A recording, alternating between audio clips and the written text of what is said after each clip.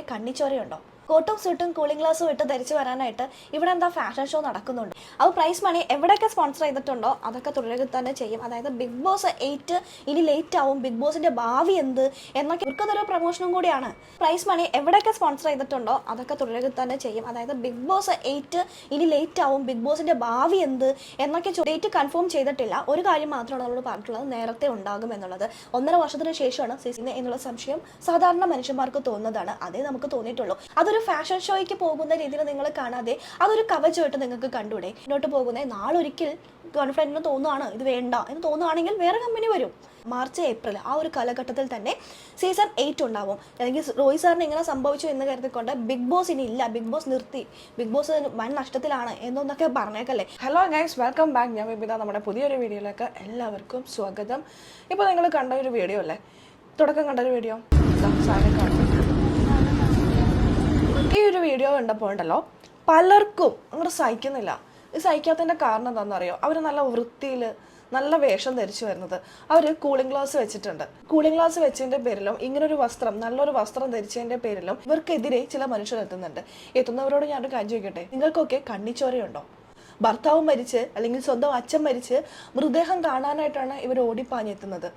ഒരു നല്ല വസ്ത്രം ധരിച്ചതാണോ ഇതിൽ പ്രശ്നം? കോട്ടും സൂട്ടും കൂളിംഗ് ഗ്ലാസും ഇട്ട് ധരിച്ചു വരാനായിട്ട് ഇവിടെ എന്താ ഫാഷൻ ഷോ നടക്കുന്നുണ്ടോന്ന് ഇവരുടെയൊക്കെ മുഖത്ത് ഒരു സങ്കടവും ഇല്ല എന്നൊക്കെ പറഞ്ഞുകൊണ്ട് റോയ് സാറിന്റെ കുടുംബത്തിന് ക്ലാസ് എടുത്തുകൊണ്ടിരിക്കുകയാണ് ചില മനുഷ്യർ. ഡെഡ് ബോഡി പൊതുദർശനത്തിന് വെച്ച സമയത്ത് അവിടേക്ക് റോയ് സാറിന്റെ ഭാര്യയും മകളും നല്ല ഡ്രസ്സ് ഇട്ട് കൂളിംഗ് ഗ്ലാസ് വെച്ച് വന്നു. മകള് കൂളിംഗ് ഗ്ലാസ് വെച്ചിട്ടുണ്ടായിരുന്നില്ല, ഭാര്യയാണ് കൂളിംഗ് ഗ്ലാസ് ധരിച്ചു വന്നിട്ടുണ്ടായിരുന്നത്. ഇതിനെ വിമർശിച്ചുകൊണ്ടാണ് ഓരോരുത്തർ എത്തുന്നത്. പലരും പല തരത്തിലായിരിക്കും അവരുടെ ഇമോഷൻസ് പ്രകടിപ്പിക്കുന്നത്. ചിലവര് ഭയങ്കരമായിട്ട് പൊട്ടിക്കരഞ്ഞ് ഒച്ച ഉണ്ടാക്കിയിട്ട് മുടിയെല്ലാം അഴിച്ചിട്ട് മുഷിഞ്ഞ വേഷം ധരിച്ച് വരുന്നവരായിരിക്കും. അങ്ങനെ അലറി കരയുന്നവരുണ്ടാകും. അതല്ലാന്നുണ്ടെങ്കിൽ കുറച്ച് നല്ല അവര് ശീലിച്ച രീതി അങ്ങനെയായിരിക്കും. ആ നല്ല വസ്ത്രം ഇട്ട് ധരിക്കുന്നു. അവരുടെ സങ്കടം ഒരുപക്ഷെ ആരും കാണണ്ടെന്ന് കരുതിയിട്ടായിരിക്കാം അവർ കൂളിംഗ് ഗ്ലാസ് വെച്ചിട്ടുണ്ടാവുക. അതൊരു ഫാഷൻ ഷോയ്ക്ക് പോകുന്ന രീതിയിൽ നിങ്ങൾ കാണാതെ അതൊരു കവചമായിട്ട് നിങ്ങൾക്ക് കണ്ടൂടെ? അവരുടെ കണ്ണിൽ നിന്നും വരുന്ന കണ്ണീര് മറ്റാരും കാണാതെ ഇരിക്കാൻ വേണ്ടിയിട്ട് അവർ ധരിച്ചൊരു കവചമായിട്ടാണ് ആ കൂളിംഗ് ഗ്ലാസ് കണ്ടപ്പോൾ എനിക്ക് തോന്നിയത് കേട്ടോ. അവരൊരു നല്ല വസ്ത്രം ധരിച്ചത്, നിങ്ങൾ ഓർക്കണം, അവർ സാധാരണക്കാരല്ല, കോടീശ്വരന്മാരാണ്. അവരുടെ കയ്യിലുള്ള ഏറ്റവും മോശം ഡ്രസ്സായിരിക്കാം അത്. ആ വസ്ത്രം നമുക്ക് നല്ലതായിട്ട് തോന്നിയിട്ടുണ്ടെങ്കിൽ അതവരുടെ കുറ്റമാണോ? നമ്മുടെ പൊതുസമൂഹത്തിന് പൊതുവെ ഒരു ധാരണയുണ്ട്, നല്ല വസ്ത്രം ധരിക്കാതെ മുഷ്ണി വസ്ത്രം ധരിച്ച് മുടിയെല്ലാം അഴിച്ചിട്ട് ഇങ്ങനെ അലറി വിളിച്ച് കരയണം. ഒരാൾ മരിച്ചിട്ടുണ്ടെങ്കിൽ അങ്ങനെ കരയണം. അങ്ങനെ കരഞ്ഞവർക്ക് മാത്രമേ ആ വ്യക്തിയോട് സ്നേഹമുള്ളൂ എന്ന്.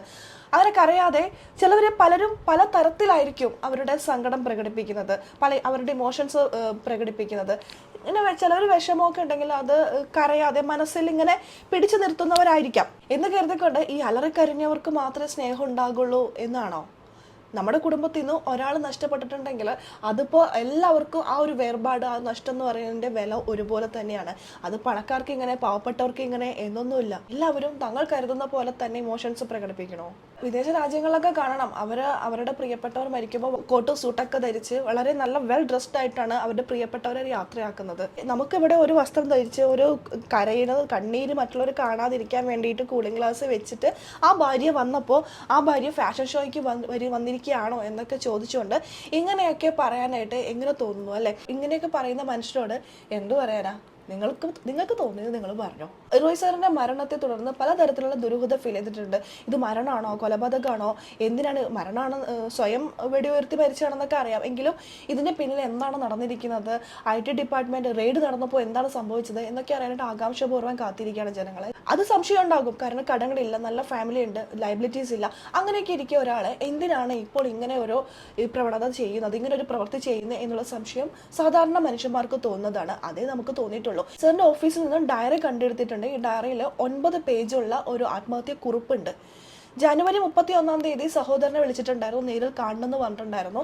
അതെല്ലാം തന്നെ സഹോദരൻ തന്നെ പത്രപ്രവർത്തകരോട്, മാധ്യമങ്ങളോട് തുറന്നു പറഞ്ഞിട്ടുള്ള ഒരു കാര്യമാണ്. പക്ഷേ ഇത് നേരിൽ കാണണം എന്ന് പറയുന്നതിന് മുമ്പായി തന്നെ സാറ് മരിക്കാൻ തീരുമാനിച്ചിട്ടുണ്ടായിരുന്നു. അതിൻ്റെ തെളിവാണ് ആ 9 പേജിലുള്ള ആ കുറിപ്പ്. ആ കുറിപ്പിൽ ഇനി എന്ത് മരിക്കാനുള്ള കാരണം മാത്രമല്ല, ഇനി എന്ത് മുന്നോട്ട് ചെയ്യണം എന്നുള്ളതും വ്യക്തമാക്കിയിട്ടുണ്ട്. ഇനി തുടർന്ന് ഈ ഒരു കോൺഫിഡൻറ്റ് ഗ്രൂപ്പ് മുന്നോട്ട് കൊണ്ടുപോകുന്നത് മകനായ രോഹിത് ആയിരിക്കും. ഇവരെല്ലാവരും കൂടി കുടുംബം മാധ്യമപ്രവർത്തകരോട് നന്ദി പറഞ്ഞിരിക്കുകയാണ്. ഇതിൽ ഇത്രയും നാൾ പത്രപ്രവർത്തകർ ഒരുപാട് ഞങ്ങളെ സപ്പോർട്ട് ചെയ്തിട്ടുണ്ട്. റോയ് സാറിനോ നിങ്ങളോടെല്ലാം ഭയങ്കര കാര്യമായിരുന്നു. അതുകൊണ്ട് തന്നെ നിങ്ങളോട് സത്യങ്ങളെല്ലാം തുറന്നു പറയാൻ വേണ്ടിയിട്ട് കൊച്ചിയിൽ ഒരു പത്രസമ്മേളനം വെച്ചിട്ടുണ്ട്. എല്ലാ കാര്യങ്ങളും നിങ്ങൾ അറിയണം എന്ന് പറഞ്ഞുകൊണ്ട് ഒരു പത്രസമ്മേളനം വെച്ചേക്കും. ഒരുപക്ഷെ അതും ഒരു കുറിപ്പിലുള്ളതാണോ എന്നൊന്നും നമുക്കറിയില്ല. ഈ കോൺഫിഡൻറ്റ് ഗ്രൂപ്പ് എന്തിനൊക്കെ സ്പോൺസർ ചെയ്തിട്ടുണ്ടോ അതൊക്കെ ആ സ്പോൺസറിങ് എല്ലാം തന്നെ ഉണ്ട്. ഇപ്പോൾ ബിഗ് ബോസിനാണെങ്കിലും ഐഡിയ സ്റ്റാർസിങ്ങിനാണെങ്കിലും തമിഴിലാണെങ്കിലും ബാക്കി എല്ലായിടത്തും ആണെങ്കിലും എവിടെയൊക്കെയോ സാർ ഇപ്പോൾ കന്നഡയിലൊക്കെ സ്പോൺസർ ചെയ്യുന്നുണ്ടല്ലോ. അപ്പോൾ പ്രൈസ് മണി എവിടെയൊക്കെ സ്പോൺസർ ചെയ്തിട്ടുണ്ടോ അതൊക്കെ തുടരുക തന്നെ ചെയ്യും. അതായത് ബിഗ് ബോസ് 8 ഇനി ലേറ്റ് ആവും, ബിഗ് ബോസിൻ്റെ ഭാവി എന്ത് എന്നൊക്കെ ചോദിച്ചുകൊണ്ട് ഒരുപാട് പേര് വരുന്നുണ്ട്. ബിഗ് ബോസിൻ്റെ ഭാവിക്ക് ഒന്നും സംഭവിക്കില്ല. ബിഗ് ബോസ് എന്നാണോ ചെയ്യാൻ തീരുമാനിച്ചിരിക്കുന്നത്, ടെലികാസ്റ്റിംഗ് തീരുമാനിച്ചിരിക്കുന്നത് അന്ന് തന്നെ നടക്കുകയും ചെയ്യും. ഡേറ്റ് കൺഫേം ചെയ്തിട്ടില്ല. ഒരു കാര്യം മാത്രമാണ് നമ്മളോട് പറഞ്ഞിട്ടുള്ളത്, നേരത്തെ ഉണ്ടാകും എന്നുള്ളത്. 1.5 വർഷത്തിന് ശേഷമാണ് സീസൺ 7 സ്റ്റാർട്ട് ചെയ്തത്.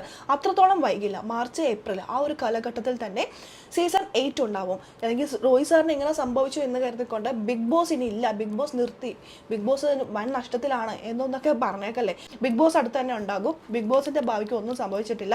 മുമ്പ് എങ്ങനെയാണോ കോൺഫിഡൻറ്റ് ഗ്രൂപ്പ് അല്ലെങ്കിൽ മറ്റ് സ്പോൺസർ വരും. ഇപ്പോൾ പക്ഷേ ഈ കുറിപ്പിലും കാര്യത്തിലും വളരെ വ്യക്തമായി കൊടുത്തിട്ടുണ്ട് മുമ്പ് എങ്ങനെയായിരുന്നോ അതേ രീതിയിൽ തന്നെ കാര്യങ്ങളൊക്കെ മുന്നോട്ട് പോകുമെന്നുള്ളത്. അക്കാര്യത്തിൽ യാതൊരു സംശയമൊന്നുമില്ല. റോയ് സാർ പോയി എന്ന് കരുതിക്കൊണ്ട് റോയ് സാറിൻ്റെ മകനുണ്ട്, മകനാണ് ഇനിയുള്ള കാര്യങ്ങളൊക്കെ തീരുമാനിക്കുന്നത് എന്നുള്ളത് സഹോദരൻ പറഞ്ഞു കഴിഞ്ഞു. മുമ്പ് എങ്ങനെയായിരുന്നോ കാര്യങ്ങളൊക്കെ മുന്നോട്ട് പോയാൽ അതിൽ തന്നെ പോകും. കോൺഫിഡൻറ്റ് ഗ്രൂപ്പ് നൽകുന്ന ഒരു ദാനമൊന്നുമല്ല ഈ ഒരു പ്രൈസ് മണി എന്ന് പറയുന്നത്. അതിലൂടെ ഇവർക്ക് കിട്ടുന്ന ഒരു ഹൈപ്പ് ഉണ്ടല്ലോ, ഇവർക്കതൊരു പ്രൊമോഷനും കൂടിയാണ്. അല്ലാതെ ഇതൊരു ദാനമൊന്നുമായിട്ട് ആരും കാണുന്നും വേണ്ട. കോൺഫിഡൻറ്റ് ഗ്രൂപ്പ് അല്ലെങ്കിൽ മറ്റേതെങ്കിലും ഗ്രൂപ്പ് വരും.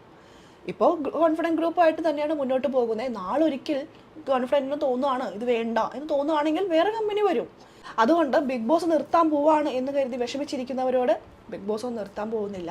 ബിഗ് ബോസിന് യാതൊരു തരത്തിലുള്ള പ്രശ്നങ്ങളും ഇതിൻ്റെ പേരിൽ ഉണ്ടാകാനും പോകുന്നില്ല. എന്നാലും നമുക്കിനി അടുത്ത വീഡിയോ ആയിട്ട് കാണാം. അതുവരെയൊക്കെ എല്ലാവർക്കും